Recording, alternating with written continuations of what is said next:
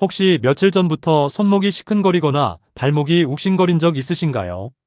그런데 막상 병원 가기엔 뭐라고 설명하기도 애매하고 그냥 파스 한 장 붙이면 나아지겠지 하면서 넘긴 경험 말이에요. 아니면 아침에 일어날 때 관절이 뻣뻣해서 몇 분 동안 풀어야 움직일 수 있거나 계단 내려갈 때 무릎에서 뚝뚝 소리가 나는데 통증은 없어서 그냥 지나친 적도 있으실 겁니다. 이런 증상들을 대부분 나이 탓으로 돌립니다. 70 넘으면 원래 이런 거 아니냐, 80 가까워지면 당연한 거 아니냐, 이렇게 생각하시죠. 그런데 문제는 이게 단순한 노화가 아니라 몸속 혈관이 좁아지고 염증이 쌓이고 있다는 경고 신호라는 겁니다. 지금 당장은 불편한 정도지만 이 신호를 계속 무시하면 나중엔 걷는 것조차 힘들어질 수 있어요. 저는 지난 30년 동안 노년기 혈관 건강과 만성 염증을 연구해온 박사 박상민입니다. 제가 이 분야에 관심을 갖게 된 건 20살 때 할머니를 여윈 경험 때문이에요. 당시 할머니는 손가락 하나 제대로 못 구부리실 정도로 관절이 굳으셨는데 병원에선 나이 탓이라고만 하더라고요. 그때부터 저는 왜 어떤 분들은 90이 넘어도 팔팔하게 지내시는데 어떤 분들은 70만 돼도 몸이 굳어버리는지 궁금했습니다. 그래서 수십 년간 100살이 넘도록 건강하게 사시는 분들의 생활을 관찰하고 기록해왔어요. 그분들 식탁에는 공통점이 하나 있었습니다. 아침마다 빠짐없이 올라오는 작은 반찬이 있었어요. 바로 쪄서 말린 생강 몇 조각입니다. 처음엔 그냥 입맛 돋우려고 드시는 건가 싶었는데 계속 관찰하다 보니 이게 단순한 반찬이 아니더라고요. 혈압이 불안정한 분들이 이걸 꾸준히 드시니까 혈압이 안정되고 관절이 뻣뻣한 분들이 드시니까 움직임이 한결 부드러워지고 손발이 차가운 분들이 드시니까 체온이 올라가면서 온몸의 순환이 좋아지더라고요. 그런데 이상한 게 뭐냐면 똑같이 생강을 드시는데도 효과를 보는 분이 있고 전혀 효과를 못 보는 분이 있었어요. 차이가 뭘까 자세히 들여다봤더니 효과를 보시는 분들은 생강을 찌거나 말려서 드시고 효과를 못 보시는 분들은 생강을 그냥 끓여서 차로만 드시더라고요. 심지어 설탕이나 꿀을 듬뿍 넣은 생강차를 진하게 끓여 마시는데 왜 몸이 안 좋아지냐고 물어보시는 분들도 계셨어요. 같은 생강인데 어떻게 먹느냐에 따라 이렇게 차이가 날 수 있다는 게 정말 놀라웠습니다. 여러분도 혹시 생강이 몸에 좋다는 말 들으시고 생강차 꾸준히 드셨는데 별 변화 못 느끼신 적 있으신가요? 그렇다면 오늘 이 영상이 여러분께 꼭 필요한 정보가 될 겁니다. 생강을 제대로 먹는 방법 하나만 바꿔도 혈압이 안정되고 염증이 줄어들고 면역력이 올라가는 변화를 직접 경험하실 수 있거든요. 오늘 이 영상에서는 왜 끓인 생강차로는 효과를 보기 어려운지, 그리고 찐 생강이 우리 몸속에서 어떻게 작용하는지 하나하나 풀어서 말씀드리겠습니다. 복잡한 이론이나 어려운 용어는 없습니다. 그냥 우리 주방에서 누구나 할 수 있는 방법이에요. 딱 10분만 투자하면 되고 그걸 아침 식사 후에 한 조각만 드시면 됩니다. 지금 말씀드린 증상 중에 하나라도 내 이야기 같다 싶으신 분 계시면 댓글로 한번 남겨주세요. 손끝이 차갑다, 혈압이 들쭉날쭉하다, 관절이 뻣뻣하다, 뭐든 좋습니다. 여러분의 이야기를 듣고 싶어요. 제가 최근 만난 분은 78세 장모님이었습니다.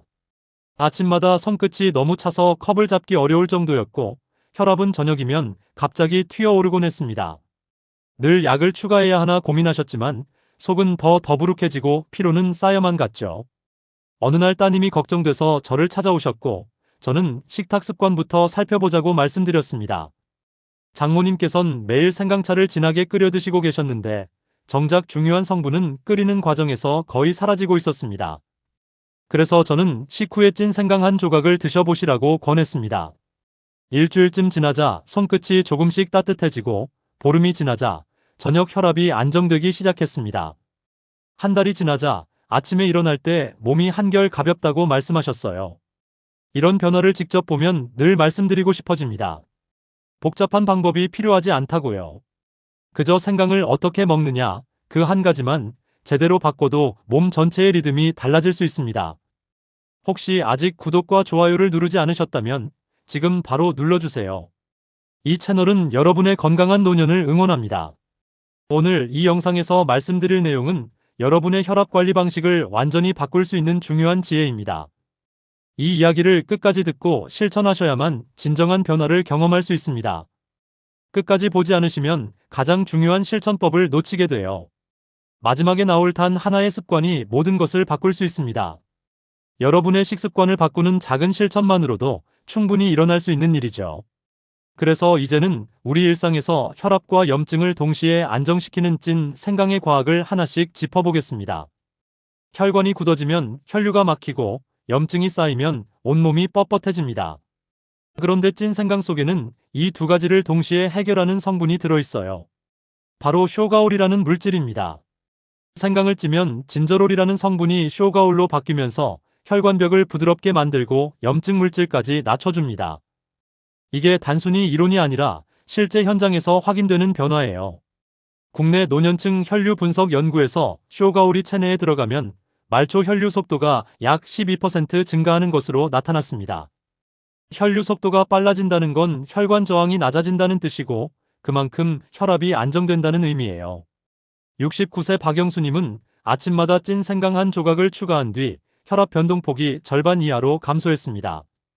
예전엔 아침 130에서 저녁 160까지 올랐는데 지금은 140 안팎에서 안정적으로 유지되고 있어요. 식후 30분 이내에 손가락 한마디 크기만큼 섭취하면 가장 안정적입니다. 공복 섭취는 위 자극이 생길 수 있어 피해야 하고요. 여러분도 혈압이 쉽게 오르내리는 편인가요? 만약 그렇다면 오늘부터 식후에 찐 생강 한 조각을 추가해보세요. 혈관벽이 부드러워지면서 혈류가 자연스럽게 흐르기 시작할 겁니다. 찌면 강해지는 성분이 하나 더 있습니다. 바로 항염 효과예요. 생강을 찌면 진저롤이 쇼가올로 바뀌며 염증 물질인 TNF와 CRP를 낮추는데 도움을 줍니다. 일본 고령층 실험에서 찐 생강을 4주 섭취한 그룹은 CRP 수치가 평균 25% 감소했습니다. CRP는 몸속 염증 정도를 나타내는 지표인데 이게 낮아지면 관절도 편해지고 혈관도 깨끗해집니다. 72세 이명수님은 무릎이 뻣뻣해 아침마다 불편했지만 3주 후 움직임이 눈에 띄게 편안해졌습니다. 계단 오를 때마다 무릎에서 뚝뚝 소리 나던 게 이제는 거의 안 들린다고 하시더라고요. 찌는 온도와 시간도 중요합니다. 90도 이하에서 10분 찌는 게 가장 좋아요. 10분 이상 익히면 오히려 쇼가올이 파괴됩니다. 염증 때문에 아침마다 뻣뻣함 느끼신 적 있으신가요? 그렇다면 찐 생강을 꾸준히 드셔보세요. 체온도 중요한 변수예요. 몸의 온도가 1도 내려가면 혈류량이 15% 줄어드는 것으로 확인되어 있습니다. 혈류량이 줄면 혈압이 불안정해지고 손끝 발끝이 차가워지면서 어지러움까지 생길 수 있어요. 국내 고령층 체온과 혈압 관찰 연구에서 체온이 일정한 그룹이 혈압 변동폭이 가장 낮았습니다. 찐 생강은 체온을 서서히 올려주면서 혈류를 안정시키는 역할을 합니다. 70세 정혜수님은 겨울이면 어지러움이 심했지만 찐 생강 습관 후 손끝 온도가 1.8도 상승했습니다. 손끝이 따뜻해지니까 자연스럽게 혈압도 덜 튀고 몸도 가벼워졌다고 하시더라고요. 아침 식사 후 꾸준히 섭취해 체온 리듬을 유지하는 게 중요합니다. 다만 열이 많은 체질은 하루 건너 한 번이 적절해요. 여러분은 손발이 차가운 편인가요? 만약 그렇다면 찐 생강으로 체온부터 올려보세요. 끓인 생강차와 찐 생강은 완전히 다릅니다. 끓이는 과정에서 핵심 성분이 60% 이상 사라지기 때문이에요. 국내 식품 분석 결과 찐 생강의 쇼가올 농도가 끓인 생강차보다 3배 높게 나타났습니다. 생강차는 향은 좋지만 혈압이나 염증을 안정시키는 효과는 거의 없어요.